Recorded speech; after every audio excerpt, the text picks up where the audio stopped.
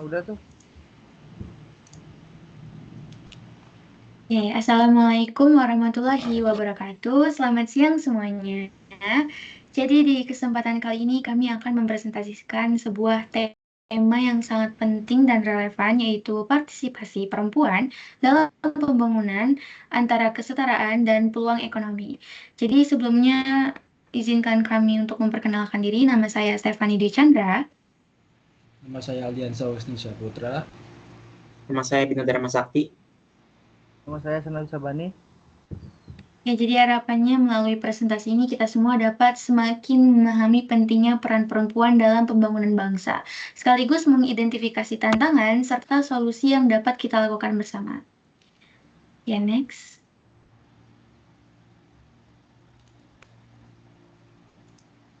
Ya, jadi di sini ada latar belakang. Mari kita lihat dulu nih latar belakang dan permasalahan yang kita angkat. Jadi hingga saat ini, peran dan partisipasi perempuan dalam berbagai aspek pembangunan, baik di bidang ekonomi maupun sosial, itu masih sering terpinggirkan. Padahal kontribusi perempuan itu punya dampak yang sangat signifikan bagi kemajuan masyarakat. Banyak norma dan nilai budaya yang secara tidak langsung menempatkan perempuan di posisi yang memang kurang setara. Padahal semangat kesetaraan yang kita anut dalam Pancasila itu serta prinsip-prinsip pembangunan berkelanjutan yang diusung oleh SDGs menuntut kita untuk lebih memberdayakan perempuan. Oke, kita lanjut. Nah, di sini ada rumusan masalah. Yang pertama, mengapa tingkat partisipasi perempuan dalam pembangunan ekonomi dan sosial itu masih rendah? Yang kedua, apa aja sih hambatan utama yang memang bersifat struktural, kultural, dan juga legal? Dan yang terakhir, bagaimana nilai-nilai Pancasila dan SDGs dapat mendukung kesetaraan gender dalam pembangunan? Nah, pertanyaan-pertanyaan ini yang akan menjadi benang merah yang mengarahkan kita ke pembahasan selanjutnya. Nah, tujuannya yang pertama kita menganalisis, lalu kita juga mengkaji, menjelaskan, dan juga kita beralih ke solusinya. Gitu. Oke, selanjutnya akan dijelaskan oleh Mas Bintang. Mas Aldi. Oke. Baik, selanjutnya ini adalah yang pertama itu adalah landasan teori. Yang pertama itu teori kewarganegaraan aktif dari Weishaupt dan juga Keynes. Teori ini menekankan bahwa menjadi warga negara bukan berarti harus pasif, tetapi juga harus aktif terlibat dalam isu-isu publik termasuk memperjuangkan kesetaraan gender pada keduanya. Terus yang kedua itu ada teori gender dan pembangunan dari Naila Keber. Teori ini sangat penting karena ia secara spesifik mengkaji bagaimana struktur sosial menciptakan ketimpangan dan menekankan bahwa pemberdayaan ekonomi perempuan adalah kunci untuk mengubah struktur tersebut. Selanjutnya, yang ketiga ada teori etika Pancasila dengan mengaitkan nilai-nilai dasar negara kita seperti keadilan, kesetaraan, dan gotong royong sebagai landasan moral dan juga filosofis untuk mendorong pembangunan yang berkeadilan secara gender. Terus yang terakhir itu ada kerangka SDGs. Secara khusus, SDGs 5 dan juga SDGs 8 memberikan target yang jelas dan terstruktur secara global yang sejalan dengan tujuan pembangunan berkelanjutan. Selanjutnya, ada analisis masalah dengan faktor struktural. Yang pertama itu kurangnya pelatihan berbasis gender. Banyak program pelatihan keterampilan yang tidak dirancang untuk memenuhi kebutuhan atau mengatasi tantangan spesifik yang dihadapi oleh perempuan. Terus yang kedua itu ada tidak adanya dukungan childcare. Ini adalah penghalang besar. Perempuan seringkali terpaksa memilih antara karir dan juga mengurus anak karena tidak ada fasilitas penitipan anak yang terjangkau dan juga berkualitas. Ini adalah masalah sistemik, bukan masalah pribadi. Terus yang ketiga itu ada kebijakan yang belum menjangkau sektor informasi. Ini adalah pembahasan mayoritas pekerja perempuan berada di sektor informal seperti pedagang kecil atau pekerja rumahan, namun mereka seringkali tidak terlindungi oleh kebijakan ketenagakerjaan atau program pemberdayaan.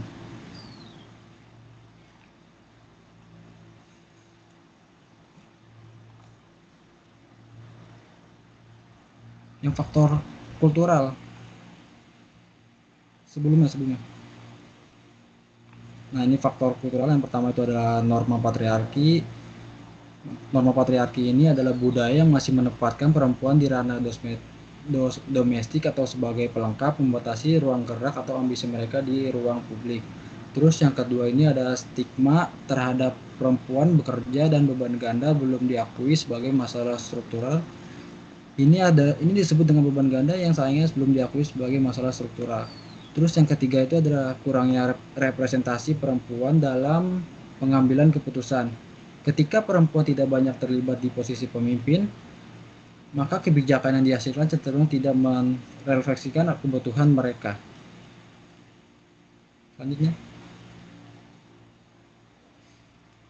Selanjutnya akan dijelaskan oleh Mas Bintang, dipersilakan. Saya mohon izin menjelaskan.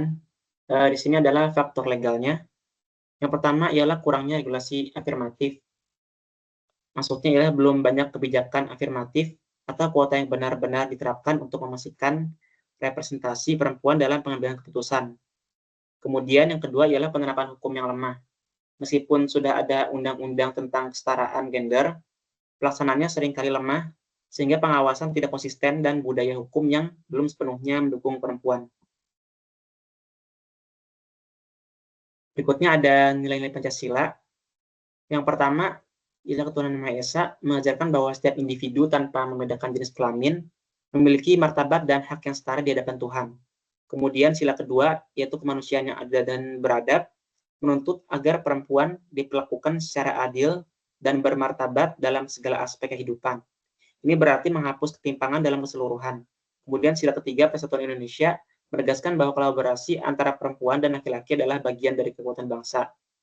Dan sila keempat, kerakyatan dipimpin oleh hikmat kebijaksanaan dalam permusyawaratan perwakilan, memberikan ruang bagi perempuan untuk terlibat dalam proses pengambilan keputusan publik. Dan sila kelima, yaitu keadilan sosial bagi seluruh rakyat Indonesia, mengandung amanat agar distribusi peran, akses, dan sumber daya dilakukan secara adil tanpa memandang gender. Perempuan harus memiliki kesempatan yang sama untuk berkontribusi dalam pembangunan ekonomi, sosial, dan politik. Dan sini ada keterkaitan dengan SDGs 5. Yang poin pertama ialah menghapus diskriminasi, memastikan semua orang boleh menjadi arsitek.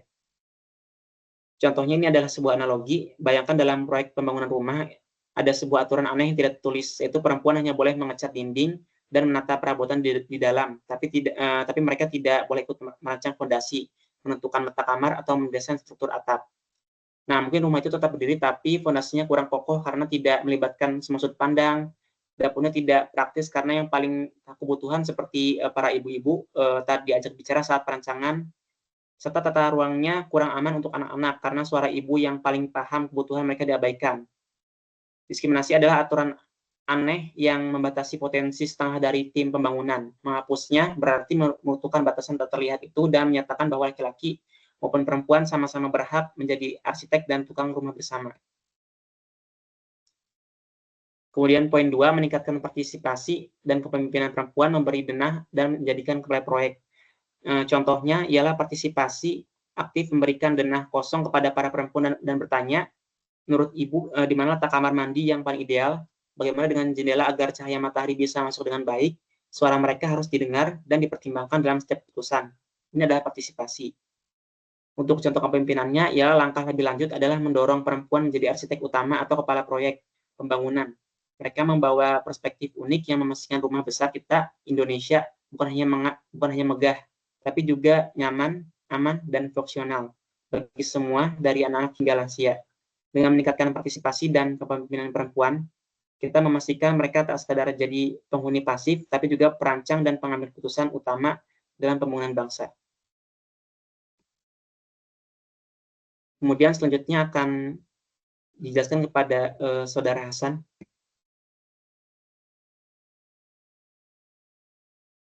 Ya baik, di sini saya akan melanjutkan keterkaitan dengan SDGs 8.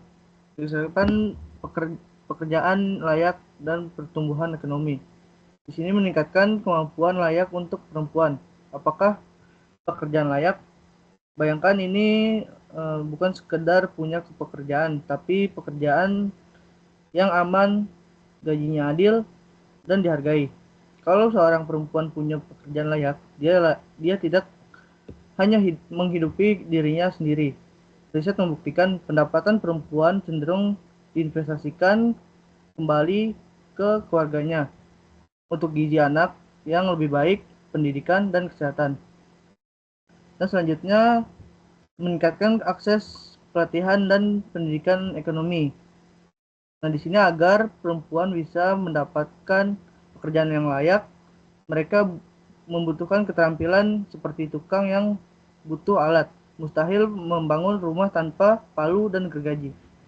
Begini juga contoh ekonomi keluarga tanpa pelatihan. Pelatihan Majapahit, bisnis digital, dan pengelolaan keuangan adalah alat yang membutuhkan perempuan mandiri dan mampu berkontribusi lebih besar. Selanjutnya. Nah, di sini ada solusi di mana ada nilai bentuk partisipasi perempuan dan contoh konkret. Yang pertama ada keadilan kesetaraan, di mana kemandirian ekonomi melalui UMKM, dan contohnya di sini ada perempuan memproduksi dan menjual produk olahan seperti fashion lokal atau kerajinan. Dan yang kedua ada hak untuk berkembang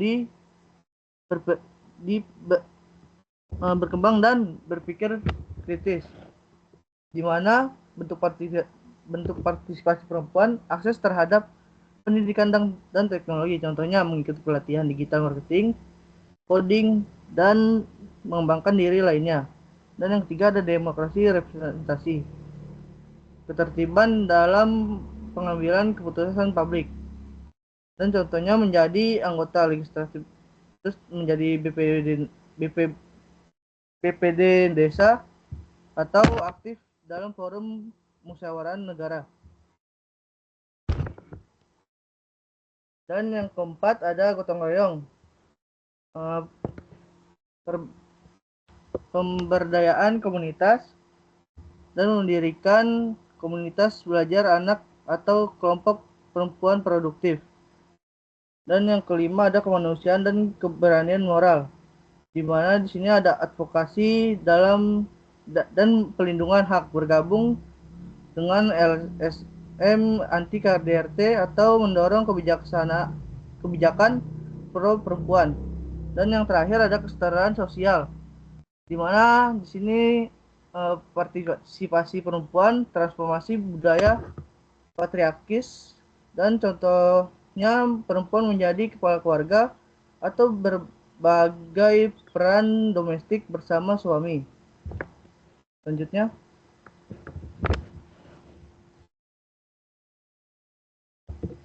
Nah, di sini ada sebuah kesimpulan, kesetaraan gender merupakan syarat mutlak bagi pembangunan yang adil dan berkelanjutan. Dengan pendekatan Pancasila dan GDGS, mahasiswa dapat membangun kesadaran sosial serta kontribusi nyata melalui solusi berbasis keilmuan.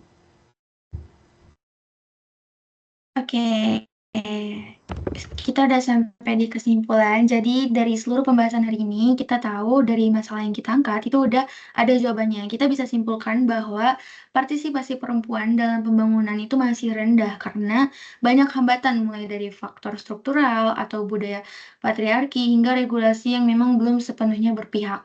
Namun sebenarnya kita itu udah punya fondasi yang kuat, yaitu nilai-nilai Pancasila dan prinsip SDGs yang memberi arah yang jelas bahwa kesetaraan gender itu bukan hanya keharusan moral, tapi juga kunci pembangunan yang berkeadilan dan berkelanjutan.